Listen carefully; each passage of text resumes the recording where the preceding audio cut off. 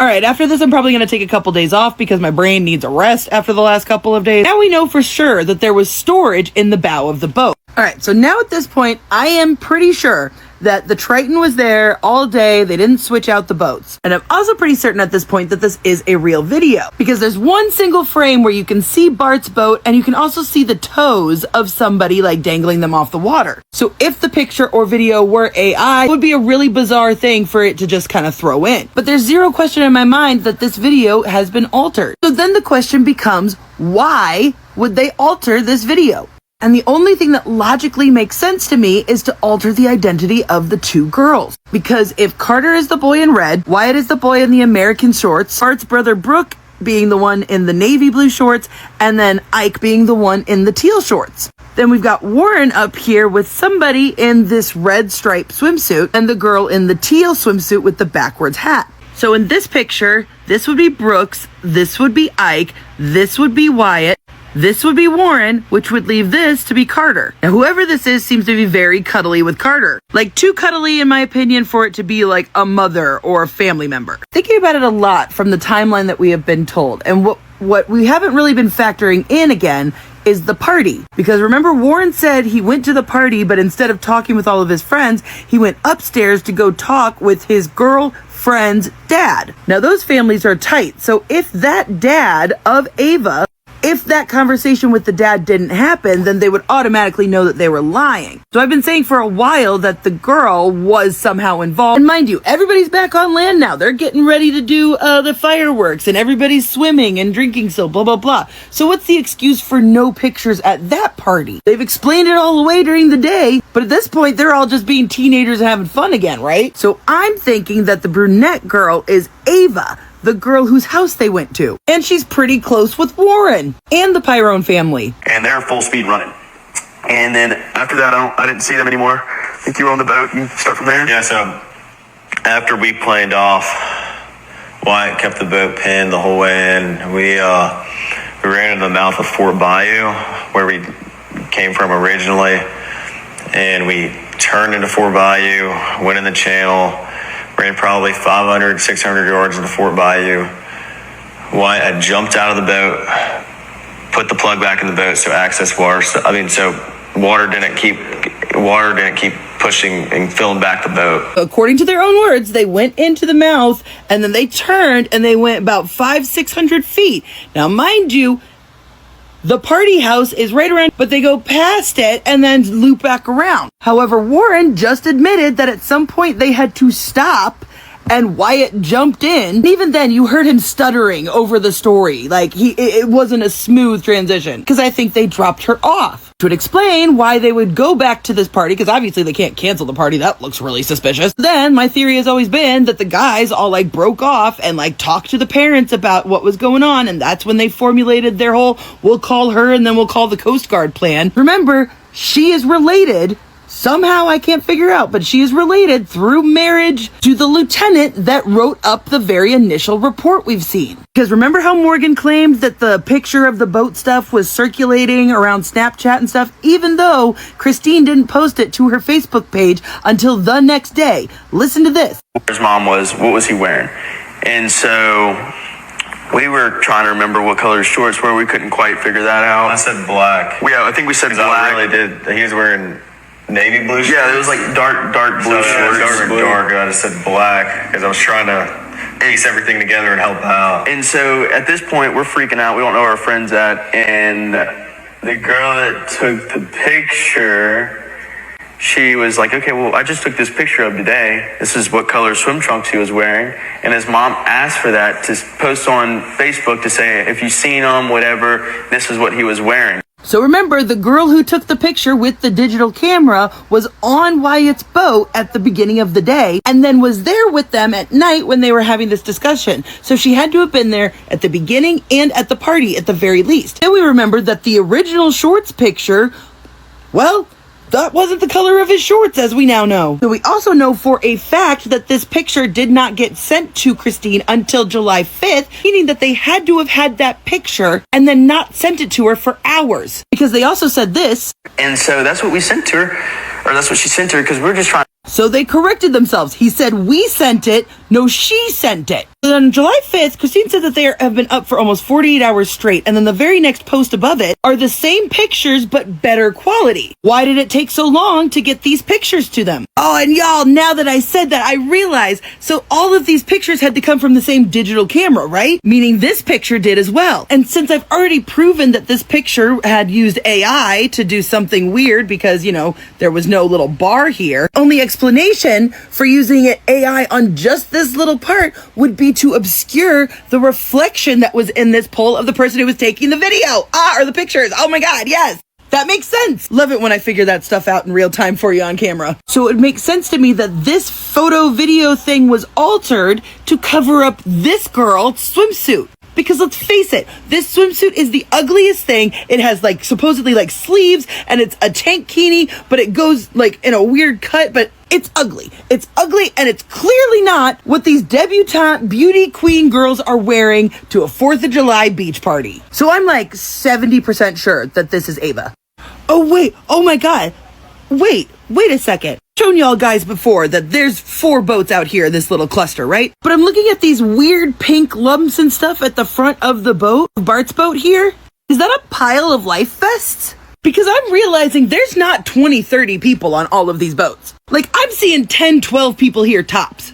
Let's not forget what a full house looks like on these boats. Because even in this video at the meetup place, there's not 20, 30 people getting ready to get on these boats. I mean, the boat left at 9:56 according to the GPS. We got 7, 8 people here, 6 people here. And also, if they were legitimately needing to be towed and they were trying to get the water to run off, why are they all spread out on the boat? Why are they on the boat in general? Why didn't they just get off on land or get on another boat? Trying to get the boat to tip up and go planing, why do you have over half the boat on the front of the boat? These are experienced fucking fishermen. They know better than that. Yeah, I can't believe I've never thought of that before. If the boat was sinking, why are they even on the fucking boat? Yeah, and if it was so common and so easy to get, rides back with other people, strangers on Horn Island, why did they need to load everybody on the boat? Or were they yelling at Nolan to get on the boat? They didn't need to get him on the boat. And now that I'm looking at this, doesn't it look like Warren is on the phone? Could this have been when he was calling his mom 8 times? Also, one more thing that stuck out to me. We called law enforcement. I was with Wyatt at the time. After we left Jackson's house that night, I was with Wyatt, and one person we were with saw that their location was headed towards Wyatt's house. And so Wyatt got on the phone with 911 and was like, hey, these people are on the way to my house or already at my house. My mom and my dad are there alone, and they know nothing about this. He stumbled over his words from beginning to end in that story, so I don't believe any of it. But the one thing that sticks out to me was the phrasing, they don't know anything about this. If people are heading over to your house, why wouldn't you call your mom and dad before you called 911? Because it sounded like he was trying to keep his parents out of the loop of this story, which as a teenage boy implies that you have something to hide. Just a lot of different things to think about, right? Oh, these little liars. I told y'all that Jax was the ringleader. I told y'all he sat in this interview and he was telling stories about shit that he wasn't even there to witness. So let's break down some of the stuff that I heard in this interview. Let's start with Warren's first phone call, because y'all will remember that Warren said that he was over at Ava's house for that 4th of July party when they all started realizing that Nolan was missing, and he called Miss Christine at 11 o'clock. One of the first things I told Miss Christine Wells in the first phone call that ever occurred with anything to do with Nolan Wells being gone, because I was the first person to call Miss Christine about anything. First phone call, anything to do with Nolan Wells, was me making a phone call to Christine Wells. And one of the first things I said to her, with multiple witnesses here, pull up the phone call if you want. She said, oh, well, Nolan's location is with y'all at, where the house we were at. And I was like, well, no, he left his phone with us. I told her this. And yesterday, the same time that this interview came out, Christine Wells said this. 360 says that he's on land, and he was like, well, no, I mean, we have his phone. So both versions of the story say that Warren didn't tell her about the phone until after she confronted him with the 360. Now, Warren tells Miss Christine that he knows somebody in the Coast Guard and that he's going to call them, which is very fucking different than calling the Coast Guard, which absolutely explains why the Coast Guard came out and said at first that they had not received a call from the kids that night. The Coast Guard's initial statement said they weren't informed until 12:30. Then the Coast Guard later changed their story and said, oh wait, actually we did. And it seems to me that that first call was most likely an off-the-record to a friend kind of deal, which means these people freaked out and didn't call the Coast Guard until after all these people showed up at Jax's house. Which would explain why in the course of this interview it went from Warren called the Coast Guard to we did. Now when the subject turns to how the family got the phone back from these boys, you'll notice that there was a couple slip-ups. Warren, you weren't at the house, and so you weren't there when they came to get the phone and all that. So now remember, Warren just said that he wasn't at the house when the phone was got. And then Morgan talks about getting a phone call from one of the people in Christine Wells' group. And how did they get the phone back? So I got a call from a kid we went to high school with. He called me just asking me questions. He saw people posting on Snapchat, like the picture that was circulating. Except this picture wasn't posted until July 5th. So how could this picture have been circulating on Snapchat that night? But let's continue. And he called and he was asking questions. He was like, where's Nolan? When's the last time y'all seen him? And then he was like, so where are y'all at? And I told him, I said, we're at Jax's house. And then Warren got on the phone, and I don't know. So they come to my house, right? And they kind of hold on before we get there. Was it confrontational or was it just just trying to find? It was confrontational already. Wouldn't y'all agree? Yeah, he was 110%.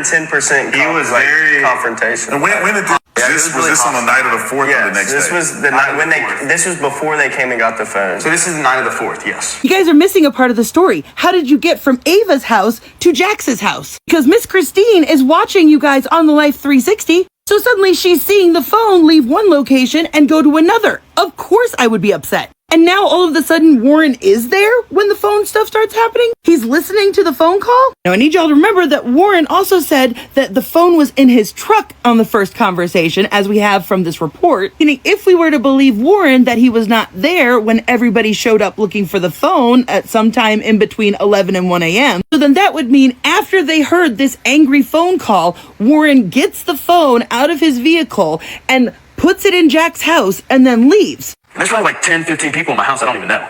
And they're all up in our faces, going crazy, asking where Nolan is, and we don't know. And finally they get into Wyatt's face, and they're like, where's your boat? Where's the boat at? Demanding his address. Demanding his address and stuff like that. And he finally ends up giving it to them. We give them the phone. They have the phone at this point. Then they get the address to his house. Then they go to his house. And they're searching all over his boat, what I heard and stuff like that. Well, anyways, I don't really know much about that. But they come back to my house at around 1 o'clock in the morning. We called law enforcement. I was with Wyatt at the time after we left Jax's house that night. I was with Wyatt, and one person we were with saw that their location was headed towards Wyatt's house. And so Wyatt got on the phone with 911 and was like, hey, these people are on the way to my house or already at my house. My mom and my dad are there alone, and they know nothing about this. But Wyatt's mom actually, when they were looking at the boat, they were actually walking from the boat, and she came out and started talking to them. Okay, so let me get this straight. Wyatt, Morgan, and Jax were all together. Warren was gone for some reason at this point. 10 to 15 people just barge into your house. Don't know why your grandparents weren't around. That might explain some things, huh? Guess y'all had the house all to your fucking self that weekend. But then they ask Wyatt for his address so that they can go look at the boat. Wyatt gives them the address. They start heading over there. Wyatt and Morgan get into a car and leave Jax's house. Somebody else that you were with that we aren't hearing about is tracking someone else's phone. I don't know if it was somebody who was with the group that they had access to, or if they were tracking Nolan's phone and they saw it was heading to Wyatt's house. And even though Wyatt gave them the address, and instead of calling his parents, he calls 911 and tells them, my parents don't know anything about that's going on. Can you send police over there? Now, mind you, it was about half an hour after being on the phone with Warren that Christine was able to actually call and report him missing. But she was having to go back and forth and go down to all these different agencies because nobody would fucking help her. And frankly, I want to know why all of this confrontation was left out of the fucking report. Like, if this family had to be removed from 2 different properties by the police, why is there no record of that? And in fact, it wasn't until after these confrontations that MDMR and Ocean Springs Police apparently had their little conversations about who was going to be taking over the case. Because remember, the Jackson County Sheriff Lieutenant told them that deputies had spoken with several friends that had traveled to the island on the vessel with Nolan, and that when they were left, he was in the company of an unknown female. So now, even though Warren had supposedly called the Coast Guard, all these family members are telling the police that the kid is missing. These are the people that last saw them. They're all like, we last saw him on the island. Still, the deputies said that they did not have reason to believe that there was any water-related exigencies or emergencies. Don't worry, y'all. I've got a lot fucking more to say about this stuff, so come back for part 2. I'm going to be immediately recording it because Warren fucked up pretty badly in this interview, and I'll show you why. Where we had left off, Warren had already called Miss Christine, and then they somehow ended up at Jax's grandparents' house. That's where they all stayed that weekend, and so that's why Nolan's keys were over there. They had to have been at the grandparents' house, who mysteriously never showed up during any of these confrontations. Somehow the phone had gone from the party that they were all at to Jax's place, and then Warren left after a phone call to Morgan. According to them, 10 to 15 people showed up and just walked into Jax's house and demanded the phone. Wyatt gave the address in which the boat was at. They all start migrating over there. Then Morgan and Wyatt and another friend are tracking their 360s and seeing that they're going over to Wyatt's house. Then they call 911 to tell them that the police are on the way to his house. Then they're searching the boat, and then they come back to Jax's house around 1 o'clock in the morning, according to him. Mind you, that's when they explain to the police about their friend being missing. And so then the report says at 1:38 in the morning, the Jackson County Sheriff's Office say that they spoke to several of the friends that were on the vessel with Nolan, saying that he was in the company of an unknown female. But Morgan, Jax, and Warren all claimed that they did not travel to the island on the same boat as Nolan. So who did they talk to? Because it sounds to me like they had told the police that they were on the same boat as him. Keeping in mind that this is what Warren told Miss Christine. Named Katie. And so then it turned into, Katie is also missing. No one can find her. And the explanation of no one knows this Katie, like we've never met her. And Tristan said this. I was talking on my other buddy's phone, talking to Warren. He was dialing Coast Guard because he hung up the phone and was like, hey, this is them, bye, and hung up the phone. And that was the last time I talked to him. Mind you, Tristan is friends with Katie. They are mutuals. I have confirmed this. So now that we've got that timeline fucking straight, let's back up to something that Warren said during this interview. But if you're motivated enough to do it, yeah. Like, I made a phone call to my mom, and I had to call her like 8 times before she picked up because either her service was bad because she was on the back side of the aisle on the south side, or my service was bad, and it was just hard to get through. Do y'all see that? Let me play it again slower for you. Either her service was bad because she was on the back side of the aisle on the south side, or my service was bad, and it was just hard to get through. Oh no. Not only did Warren confirm that his mom was on the south side of the island, but Warren himself said that if you're motivated enough, you can call somebody. I tried calling my mom 8 times. Yet this is what he said last time. A little off the island, you have cell coverage, and even on the island, like I called my mom when we were on the island, it was fine. So which is it? Did you call your mom with ease, or did you try to call her 8 times because you were motivated to get in touch with her? But Warren wasn't the only one to slip up, because listen. And he's on the phone with Cito, and he's trying to get them on the phone. And as he stated in the moment, he's like, Cito's just asking all these dumb questions. I can't figure out what's going on. And so finally hangs up. And after the trim to the motor started to work again. So they manually trim it down by the buttons on the motor, trimmed it down, and some electronics started to come back on. And they got the boat to crank over, and they're like, all right, unties. So first off, Jax just proved that the boys put the phone on mute. during the call with Cito, because I've listened to the entire 8-minute call and at no point does they ever say anything about them asking all these stupid questions. Then he said after they hung up on the Cito, that's when it started working again, and they said, okay, untie us, implying that it had been tied up to the other boat the entire time. But we see in this video that they are hauling the line back in right here as he's on the phone. See, you can see right here where the line is being pulled in from across the way where the boat is stationed. Meaning he had already hung up with Cito at that point, and he had to have been on the phone with someone else. And what we see here is, once again, we have an interview where they go into so much detail about stuff that doesn't fucking matter. Well, I'm gonna go ahead and first off explain a boat. We fucking get how a bilge pump works. We get it by now. Stop fucking talking about the bilge pump. What we actually want to hear about is the multiple stops that were made before ending up back at the grandparents' house before they even took the boat to the boat dock. We want you guys to explain how the Cito was canceled by the grandfather on the captain's private line before you guys had even hung up with Cito. That's why nobody believes a fucking word that you are saying. Because I showed y'all yesterday how AI had clearly doctored these photos. If you missed it, look, silver pole.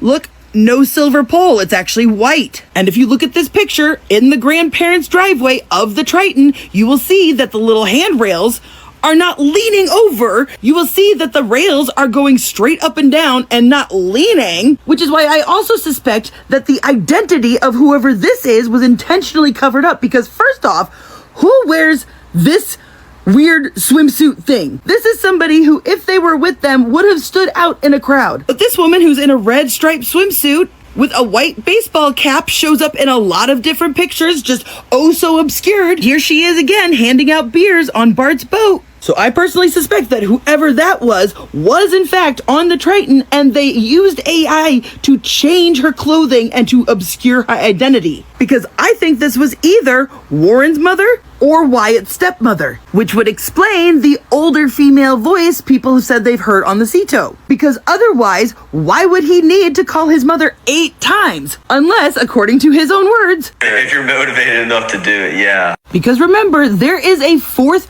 boat out there. 1, 2, 3, and 4. Holy fuck, I just accidentally stumbled onto something that literally is concrete proof. Oh my god, next video coming, oh my god! Okay, so let's slow down, because there is one detail in this entire mess that everybody keeps walking past, and it is not a rumor, it is a word. There is a difference between calling the Coast Guard and knowing somebody in the Coast Guard. Those are not the same sentence. They are not the same action, and they do not produce the same result. So when the timeline says the Coast Guard was not officially notified until close to midnight, I have to ask, what happened before that? Was there an actual call, the kind that gets a case number and starts a clock? Or was there a phone call to a guy somebody knew, the kind that feels like help in the moment but does not actually start anything official at all? I am not going to sit here and tell you that is proof of a cover-up, because it is not by itself. Scared teenagers say things wrong all the time. You panic, you call someone you trust, and in your head, that counts as calling for help, even if it never touches an actual emergency channel. That is human. But here is what panic cannot explain away. If that first contact really was informal, the clock on an actual search did not start when these kids thought it did. It started later. And every minute in between is a minute nobody official even knew Nolan Wells was missing yet. So, is that an honest mistake made by scared kids, or is that the exact gap that explains why help took so long to show up? Now let's talk about the phone, because I want to walk through it with you instead of just telling you what to think. Christine is watching a dot move on Life 360. That dot is Nolan's phone, and that dot is not matching what she is being told on the other end of the call. Think about that. You are a mother staring at a screen that says your son's phone just moved, while the people on the phone are describing something completely different. What would that do to you? I will tell you what it did to Christine. It made her move. It made her start driving toward Jax's house instead of waiting by her own front door. Here is what we do know for a fact. Nolan's phone ended up in a friend's truck at some point that night. On its own, that is nothing. Kids hand phones around all the time. That part is not suspicious. What is worth sitting with is the collision. A phone moving on a map, a family being told something else entirely, and a group of frightened people converging on two different houses looking for answers. Nobody was giving them fast enough. That is not evidence of a crime. But it is evidence that nobody had their story straight yet, including the people who were there. So ask yourself this: when 10, 15 people are showing up at Jax's house demanding answers, and then showing up at Wyatt's house demanding the same thing, is that a mob like it has been framed? Or is that just what desperate looks like when a parent cannot get a straight answer out of anyone and the clock keeps running?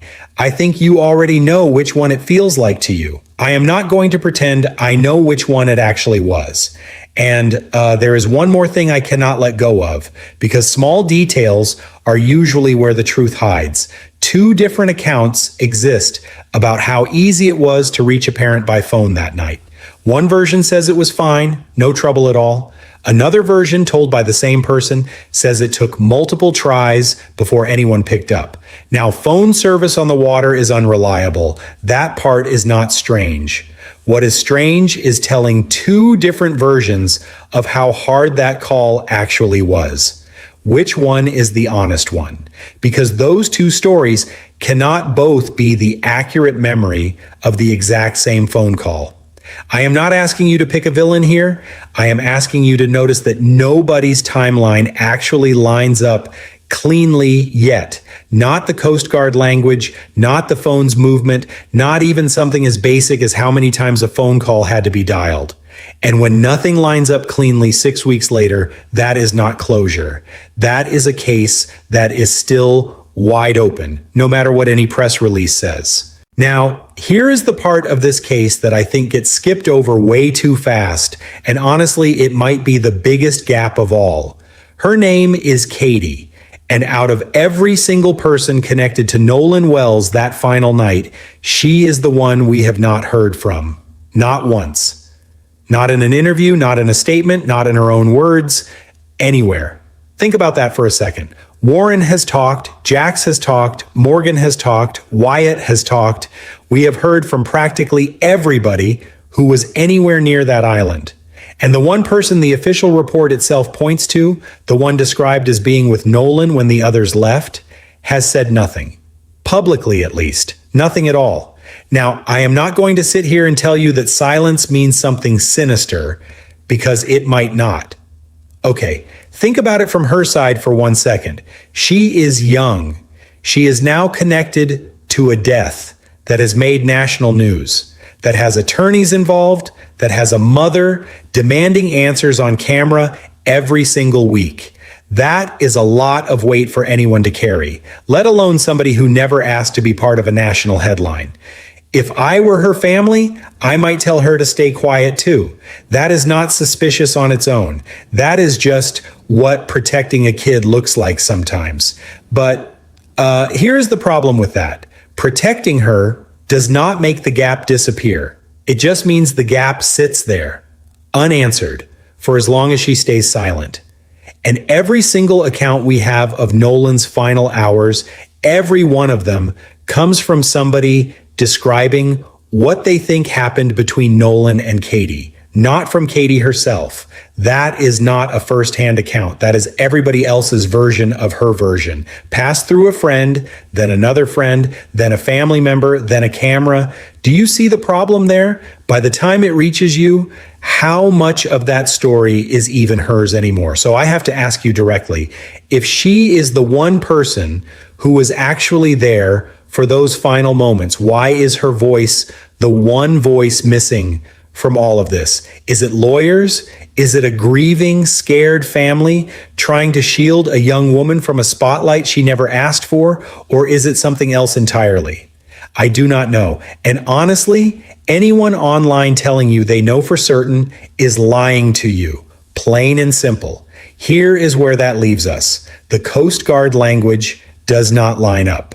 The phone's movement does not line up. Even something as small as how many times a phone call had to be dialed does not line up. And the one person who could actually settle most of this with a single honest conversation has never spoken publicly at all, not once in 6 weeks. That is not closure. That is a house with the lights off and everyone outside still arguing about what happened inside it. So until that sealed report comes out, until a grand jury actually says something, until Katie or anybody else who was truly there decides to speak in their own words, everything you have heard tonight, everything I just told you, everything anyone has posted online is still just one thing, a partial secondhand version of a night that only a small handful of people actually lived through in full. I am not going to pretend that is a satisfying place to end this video because it is not. But I would rather tell you the truth about what we do not know than hand you a fake conclusion just to wrap this up neatly. This case is not closed. It is not solved. So if you want to be here when it actually is, hit subscribe, turn on that notification bell, and I will see you in the next one.